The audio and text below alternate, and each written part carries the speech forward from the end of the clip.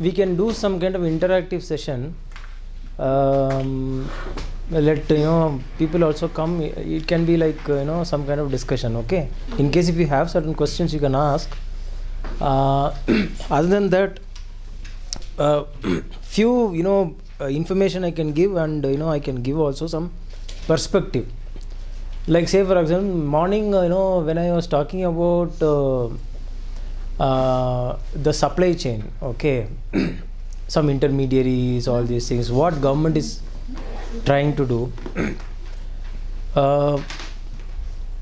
You may be aware of this National Rural Livelihood Mission, all this kind of stuff, right? NRLM. Yeah, NRLM. And there is also one more thing, very recently they have started, by Ministry of Tribal Affairs, Vandan Vikas Yojana, something like that, Kendras. All these things they are trying to bring, because individually people are unable to gain certain market access, as well as they don't get bargaining power. Previously also they have tried, and they have been very successful in establishing plenty of FPOs. You will be aware of such kind of concepts. So many farmer producer organizations have been started. Main reason is to create a collective representation of this farming community, or the last mile farmer who is not able to create his own demand. See, basically in economics, everything is up to the market is actually functioning based on supply and demand. So the farmer is not able to establish that there is a higher demand for his produce. So how to create such kind of demand? Only when demand is higher, price is higher. That is not happening. So at least myself, if I have to go to one coffee shop also, I will not go there alone. Would you prefer going to a coffee shop alone, simply to consume some coffee, tea? Some company is required. There is some kind of synergy that is coming through a collective representation. So the FPO actually creates such kind of collective representation, and it also establishes a collective bargaining power for the farmers' side. In certain certifications, like the ones that are related to cultivation, agriculture related certifications, there is also a component for group certification. And mainly that is meant for getting such kind of collective representation, and a certificate that can be issued to. And one of the main policy, which is unwritten policy, I will say, by NMPB, when they they are only the funders basically for the program, and we are also certifying certain farms. But what they have asked us to do is to only involve certain FPOs, certain societies, which are legal entities basically, to be certified through demo plot. It's a pilot phase, okay, piloting. It's just a pilot phase where they have very clearly told that don't encourage individuals to come for demo plots, meaning that it's a government's money, meaning it is taxpayers' money. Why should we spend on individuals? That is a valid question, right? Individuals gain is not collective gain, right? So the idea by NMPB is to certify certain farmer groups, be it farmer groups or certain clusters which are involved in collection activities. That is the policy. Likewise, you can see in the recent times, it's Vandan Vikas Yojana. They also are trying to establish many SHGs and trying to establish certain business centers, bringing in many such SHGs, so that some primary processing units and all can be established for their own livelihood benefits. They are basically trying to enhance the already existing skills. It's not that they are they are not going to do anything very different. These communities, tribal communities, they already have certain skills. They are already enterprising, but they don't have that one major point, which is collective representation as well as market connectivity. So MOTA, through their one business wing, you would have heard about TriFed you would have heard, right? TriFed is basically one business wing of MOTA. They just try to market, they procure, market, promote, these kind of activities only they do for tribal related bills. Whatever businesses they are doing, whatever produce that they are creating, this is what they are doing. And now they are strengthening it through Vandan Vikas Yojana. And you can always think about this NRLM also in same line. I am trying to tell that these certifications also have such kind of group certification, mainly because of this collective representation. That is one point. And morning, someone was asking about starting certain business and all. Who was asking? You were asking. Actually, there is one separate ministry for MSMEs. Right? They are doing plenty of things. If you go into their website, there are 100 schemes. There will be at least 10 central schemes. There are plenty of state government related schemes. Everything you can go through. One or two schemes I will try to explain, since someone was asking about finance component as well.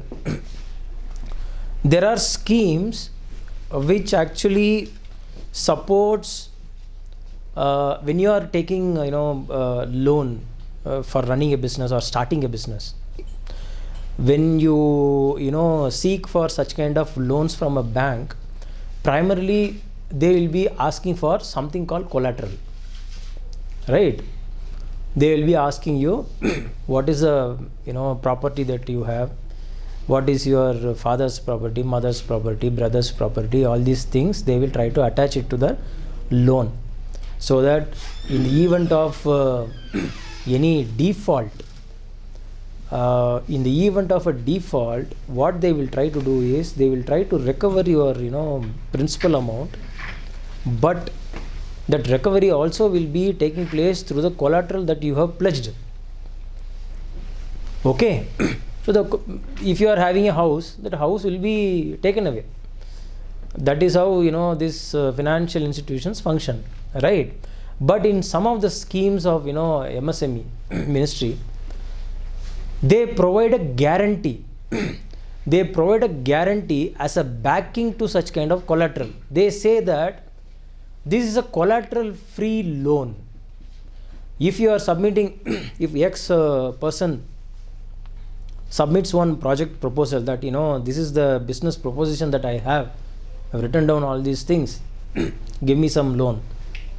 They will check the viability of the project and they will try to give loan, but what the scheme states is you need not submit collateral. The scheme has a particular component called as trust fund, which will back for the collateral that you need not pledge. You're getting that point, right? So in the event of a default, who the trust will back? Collateral is actually sought by bank. you are going into the bank and asking for loan. Scheme is there, central government scheme. Central government, how it funds the scheme? Through budgetary allocation. It is the central budget, okay, union budget. Through that a pie, please come in.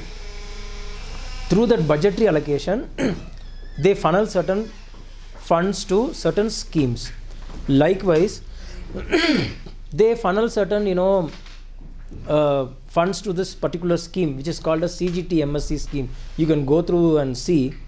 It is basically credit guarantee trust fund for micro, small, medium enterprises. It's not even for medium enterprises, only for micro and small enterprises. In that, what they are saying is collateral free loan.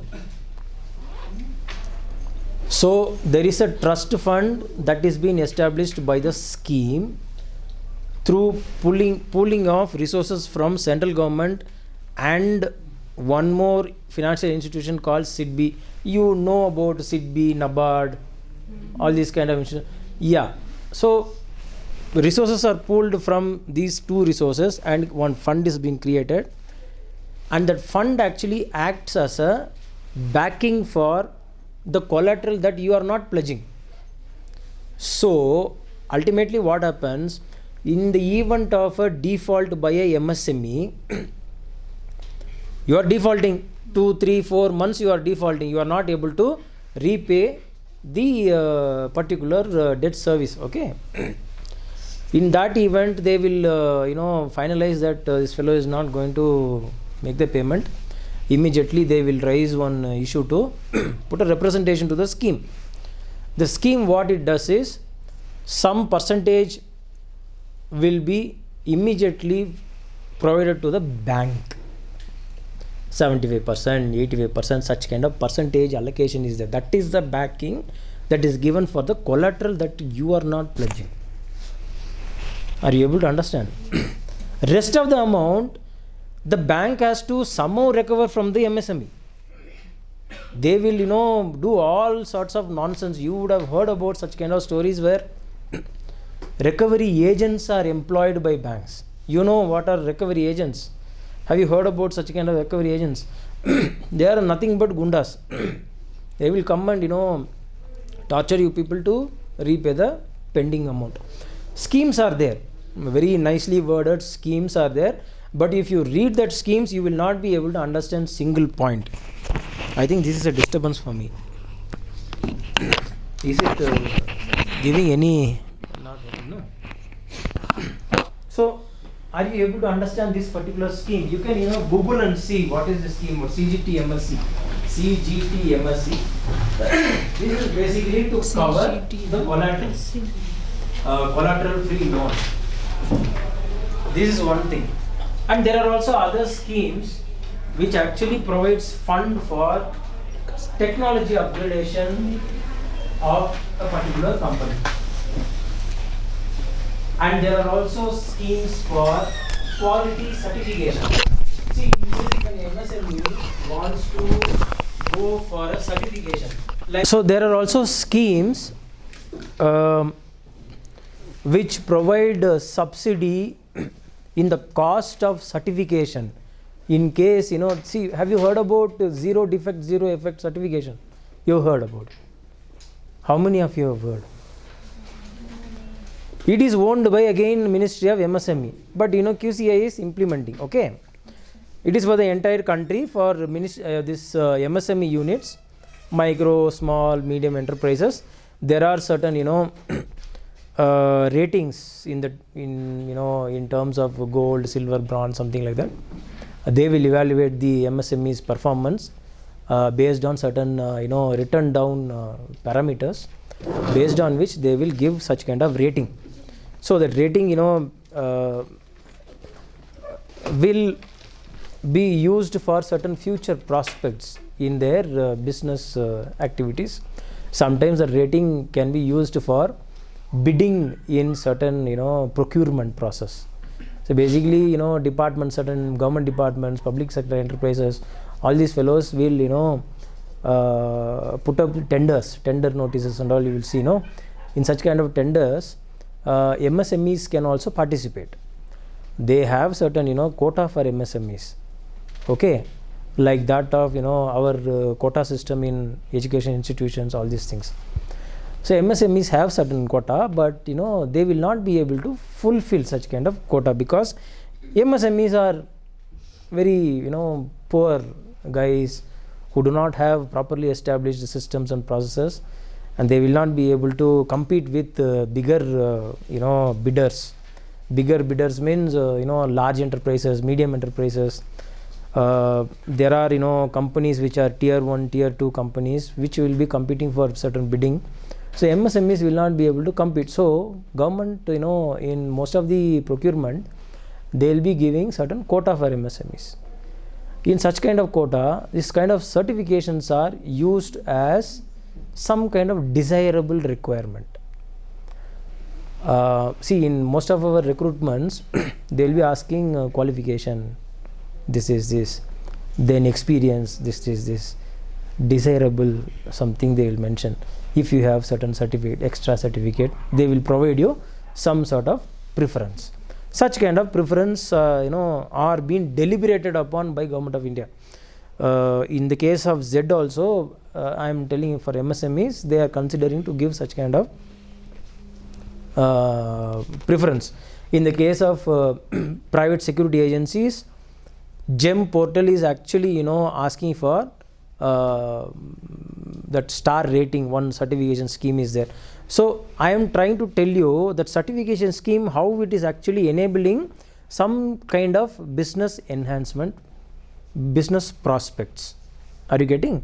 It is like one added advantage, at least currently. In future, in case if such kind of certifications grow to one particular volume, then this voluntary, all these things are there, it may tend to become mandatory as well.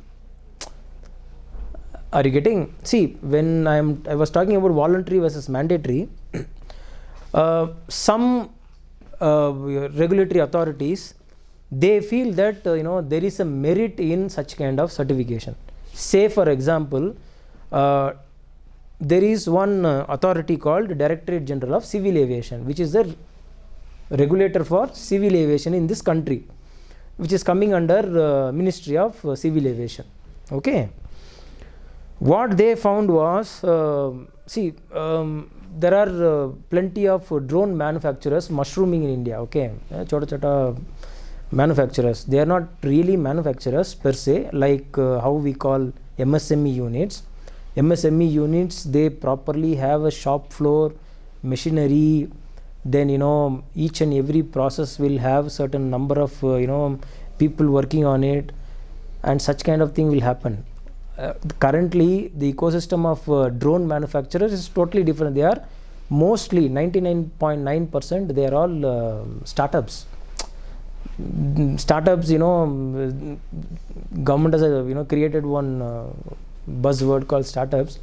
In that mostly compliances are not checked.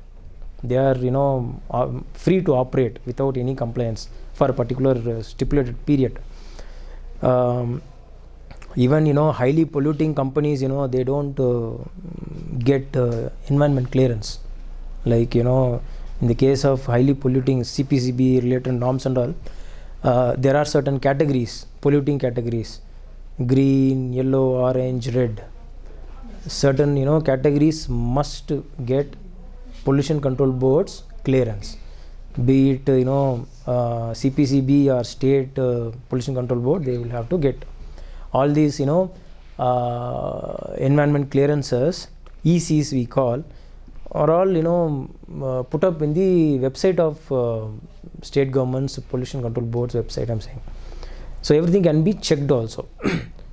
But in the case of startups, they are not doing such kind of thing. They are free to operate without such kind of compliances for a stipulated period. Okay.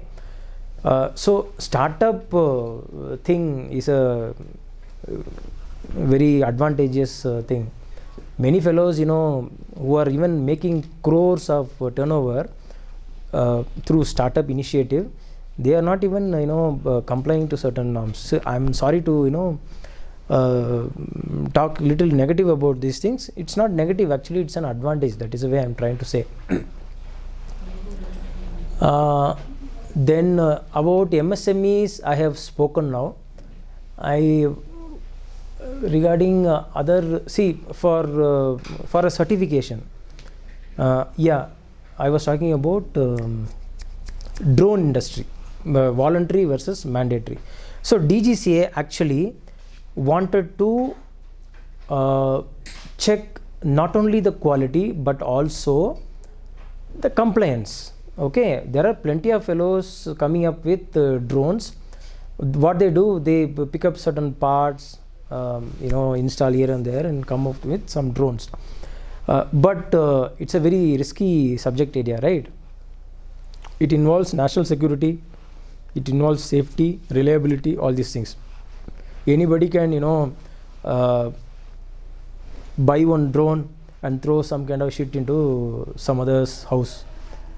If she doesn't like you, she can immediately, operate one drone and throw some nonsense into some. So who is, accountable for these things? Simply it can fly. With, one remote control, it can be made to fly. It can also be made to take photographs. Highly risky subject area, right? All these kind of things government wanted to regulate. In that process, they have roped in Quality Council of India to create one certification scheme. That certification scheme has been created, and the crux of the point is, once the certificate is issued, after that DGCA what it does is checking the due diligence done by Quality Council of India. They review it and put one stamp. That's all. That is the only work they do.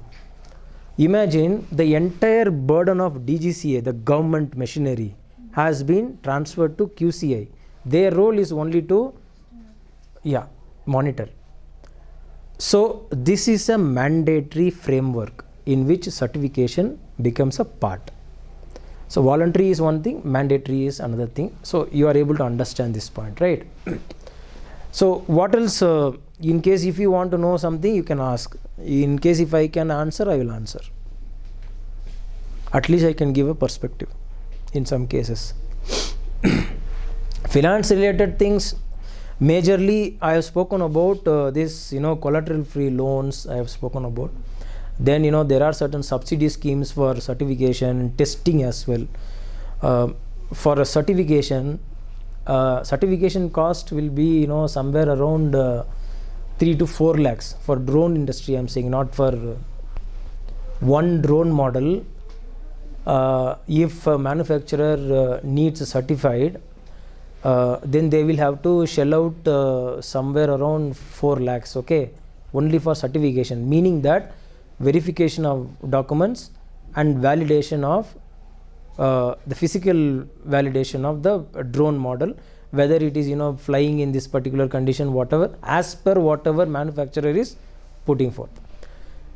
For this alone it will be around 4 lakhs. But when they go for documentation work, they will have to submit lot of test reports. I have told you that they will there are plenty of NABL accredited laboratories. There are many such requirements they will have to undergo tests for. Test in the sense that there are say for example, one component is battery. Drone also battery is being used. That battery has to be BIS certified. India has a regulation that every battery that is in India has to be BIS certified. BIS certification is not a very cheap affair. It's a very costly affair. Only bigger battery manufacturers can get such kind of certification. How can these chota fellows, startups can get BIS certificates? It's not possible. They buy from battery manufacturers and then install in their drone and fly it. So there are others, testing, requirements. All those things require a lot of money to be shelled out. Okay, for all these things, government is having certain schemes, like say for example, production linked incentive. Such kind of schemes are there. Have you gone through such kind of, have you heard about PLI scheme?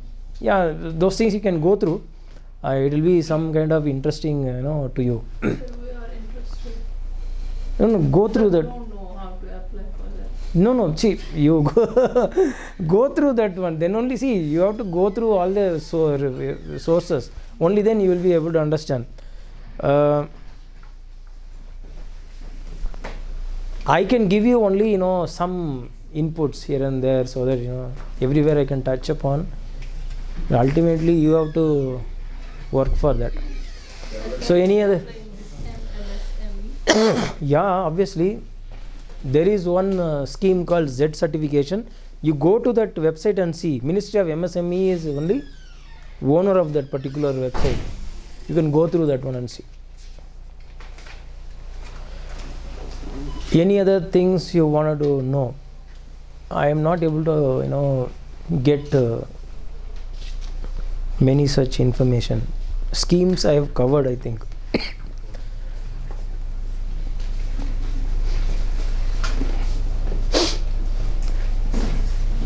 Sir, you will have to pay for the certification. Obviously, certification involves cost. But there are certain, pilot projects that we run in the case of this VCS MPP scheme. In such kind of schemes, we have, this piloting phase, we have certain financial support in the form of, see, actually, it's a group certification, right? Group meaning that the group should have certain management practices.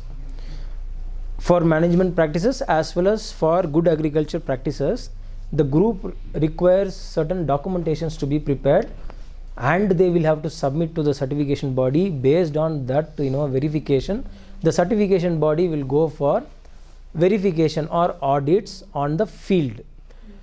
So before going for audit, they will check the documentation. For preparing such kind of documentation, we will be able to allocate certain resources. Some provisions are there.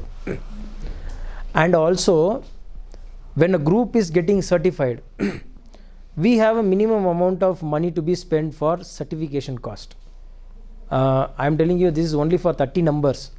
All over the country, we have an option of spending for 30 such kind of certifications. Okay, only for medicinal plant produce. There are also other, okay, one more thing I will tell you. Since this VCS MPP is only for medicinal plant produce. There is one more, standard that we have developed in line with Global Gap. Global Gap is a well-established standard whereby plenty of countries they are certifying huge hectares of land area in Indonesia, Bangladesh, and many other countries. They have certified plenty. That particular standard, we are trying to benchmark it to Indian circumstances, Indian scenario. So basically, there is a global standard that we are trying to, we are trying to create an Indian gap, global gap, Indian gap, so that the Indian gap will be accepted globally. This is the idea. So what we are trying to do is, it's a process called benchmarking. We are actually trying to create one standard and trying to equate both for Indian condition. This much you understand. And in that process, we are trying to certify many such kind of pilot projects through various boards. See, gap means it is for agriculture produce. Agriculture goods, meaning that many are there. Okay, many varieties of spices are there, and rice, fruits, everything comes. Okay, all these kind of things we are trying to at least certify 5 such kind of pilot projects, but I don't know whether any money is there or not. I will have to ask my colleague. This is one thing we also do. So what we are trying to do is, we also don't want to create unnecessary certifications just because we are QCI. We also try to imbibe certain standard from globally reputed standards, and we are trying to create it for Indian circumstances. That is also there. Any questions you have? Thank you. Thank you so much. Arul Jaisal. Thank you so much, sir. Thank you so much for coming from Delhi, from 30-degree temperature to minus 3 degrees. No, there it has come. Okay, thank you, sir. We are having with us today is Dr. Vaishno Dutt, Senior Scientist, Silviculture and Agroforestry. I request Dr. Sahab to present a memento to our guest.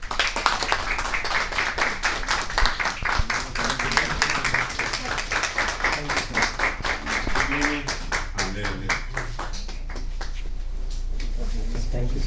ठीक है? Yeah.